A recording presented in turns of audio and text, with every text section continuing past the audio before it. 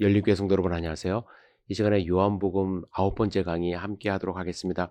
오늘은 요한복음 18장과 19장의 내용을 함께 살펴보도록 하겠습니다. 여러분, 요한복음 18장은요.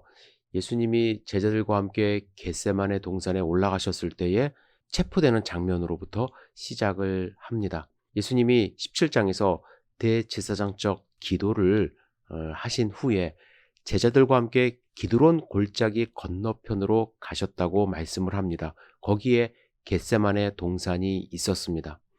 여기서 기드론 골짜기가 저는 조금 상징하는 의미가 있다고 생각을 하는데요. 기드론이란 이름은 흑암이라는 뜻을 갖고 있습니다. 왜냐하면 계곡에 흐르던 물이 흑빛이었던 데서 유래한다고 합니다. 여러분, 해마다 6월절이 되면 과연 세계 각국에서 유대인들, 디아스포라들이 흩어졌던 사람들이 이제 돌아옵니다. 그들이 자기의 죄를 씻기 위하여 또 6월절에 감사를 드리기 위하여 성전 제단에서 어린 양을 잡아서 하나님께 제사를 드리는데요. 몇 마리 정도나 드렸을까요? 이 숫자가 저는 좀 과장되지 않았나 싶을 정도로 어떤 기록에 보면 6월절에 25만 6천 마리의 양을 제물로 드렸다고 합니다. 엄청난 거예요. 6월절마다 우리의 상상을 초월하는 양들이 속죄를 위하여 제물로 드려진 것입니다. 그런데 6월절 양들을 잡을 때에 그 피가 어떻게 되겠어요? 많은 양의 피가 하수구를 통해서 기드론 시내로 흘러갔다고 합니다. 그래서 6월절 절기마다 양의 피로 기드론 시내가 온통 검붉게 물들었다고 합니다. 바로 그 붉은 핏빛의 시내를 예수님이 지금 건너가신 거예요. 의미가 있습니다. 예수님이 이제 곧 6월절에 어린 양으로 이제 십자가에서 당신의 피를 흘리지 않습니까? 지금까지 흘려졌던 수많은 수십만 마리의 어린 양은 우리 인간을 구원하지 못합니다. 그것을 이제 넘어가셔서 예수님 당신이 이제 6월절에 어린 양이 되시고자 이제 기도하는 그러한 장소로 들어가시는 것입니다. 여러분, 십자가 처형이 어떤지에 대해서 예수님은 당연히 알고 계셨죠. 십자가 처형을 기다리는 예수님의 마음 어땠을까요? 여러분들이 아셔야 될 것이 예수님이 완전한 신임과 동시에 완전한 인간이세요. 그래서 고통을 다 느끼십니다. 따라서 예수님도 그 고통에 대해서는 고통스러워하셨어요. 괴로워하셨습니다. 그래서 가능하면 이 잔을 옮겨달라고까지 하셨습니다. 하지만 결국에는 아버지의 원대로 하시라고 하나님께 모든 것을 순종하는 마음으로 기도를 드리십니다. 그때 누가 나타나요? 가룟 유다가 로마 군인들과 또 대제사장들과 바리새파 사람들이 보낸 성전 경비병들을 데리고 이리로 왔습니다. 그래서 결국에는 예수님이 그들에게 붙잡혀 끌려가시죠. 그래서 요한복음 18장 12절부터 14절은 예수님이 체포되어 대제사장 안나스 앞에 끌려가신 그러한 장면입니다. 요한복음에는 이 장면들이 상당히 구체적으로 나와 있어요. 안나스에게 가셨다가 가야바에게 가셨다가 빌라도에게도 갑니다. 이 과정들이 자세히 나와 있습니다. 그런데 중간중간에 어떤 내용이 나오냐면 사도 베드로가 예수님을 부인하는 장면들이 예수님은 고난받으시고 신문받으시고 베드로는 중간중간에 예수님을 모른다 하는 부인하는 장면들이 이렇게 삽입이 되어 있어요. 저는 상당히 어떻게 보면 드라마틱하게 요한이 기술을 했다고 생각을 합니다. 왜 그러냐면요. 우리에게 보여주기 위하여. 이걸 뭐 각색했다는 의미가 아니라 없는 사실을 만들어냈다는 것이 아니라 잘 기록을 했어요. 예수님은 여러분과 저를 위하여 기도하시고 또 이 땅 가운데 오셔서 신문 받으시고 고난 가운데 계시는데 우리의 삶은 어떠한 삶을 사는지 극명하게 보여주는 그런 모습이라고 생각을 합니다. 여러분들 18장 12절에서 14절에 예수님이 대제사장 안나스 앞에 끌려가셨거든요. 이 당시에 대제사장이 2명이 있었습니다. 원래는 1명이어야 되는데 실질적인 대제사장은 안나스예요. 그런데 그 로마 사람들이 자기들 마음대로 대제사장을 부리기 위해서 자기네 마음대로 임명을 해버렸습니다. 이때에 임명된 사람이 누구냐면 이제 가야바예요. 가야바는 안나스의 또 사위입니다. 사위이다 보니까 뭐 장인어른이 거의 실력을 실세의 역할을 다 했던 것이죠. 그래서 제일 먼저 안나스에게 끌려가신 거예요.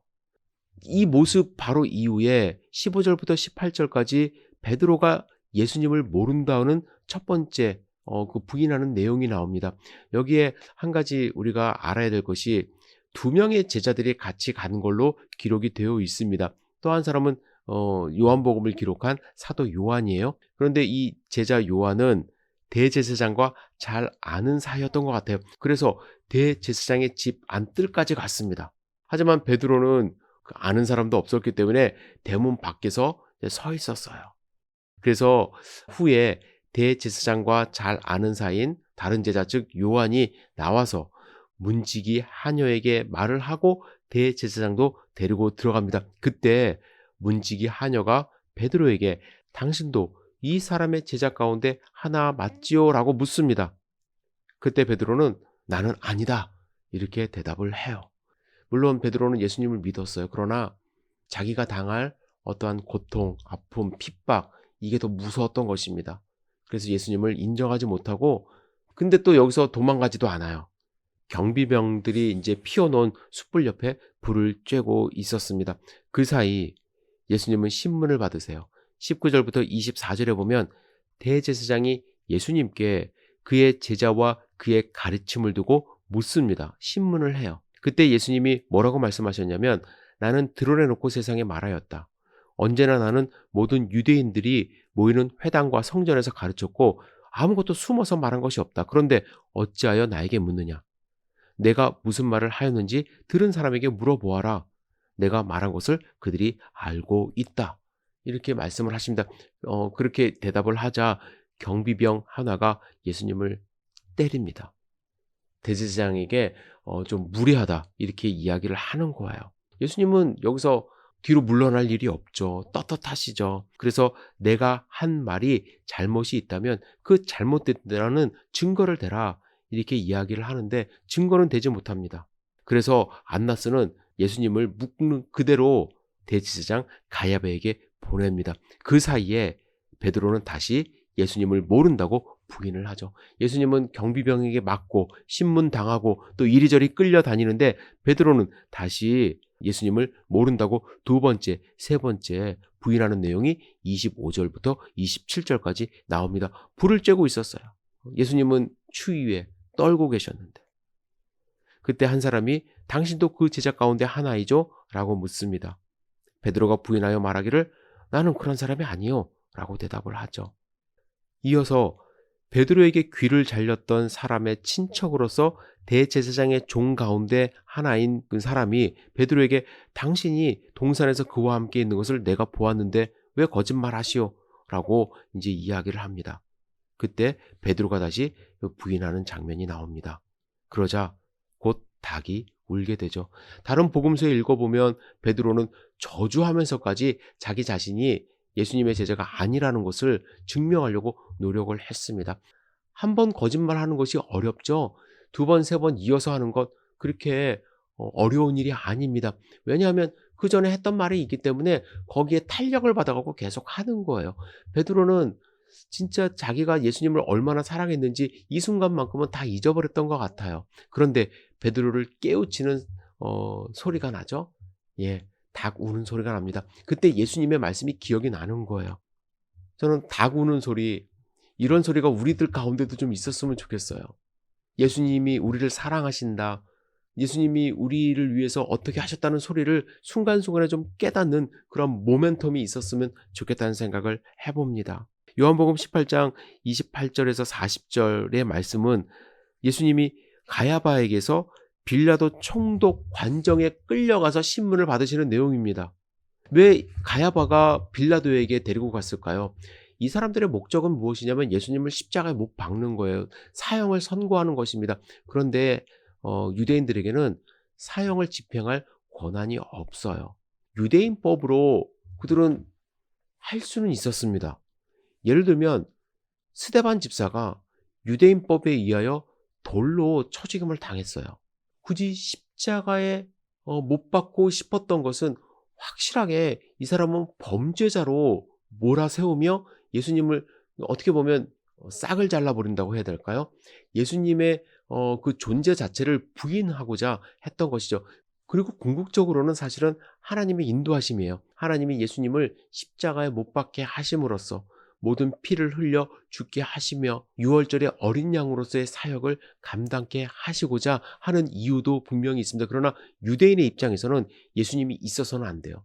예수님을 아주 잔인하게 지금 너무나도 인기가 많았고 예수님이 하시는 행적이 죽은 자도 살리시는 그런 행적을 통해서 예수님이 절대로 메시아가 돼서는 안 됐기 때문에 나무에 매달려 죽게, 그래서 저주받아 죽게 된 사람임을 알려주고자 그들은 빌라도에게 가서 사형 선고를 얻어내고자 했던 것입니다. 하지만 빌라도가 신문을 해보니까 예수님을 죽일 만한 그러한 그 죄목을 찾지를 못하는 거예요.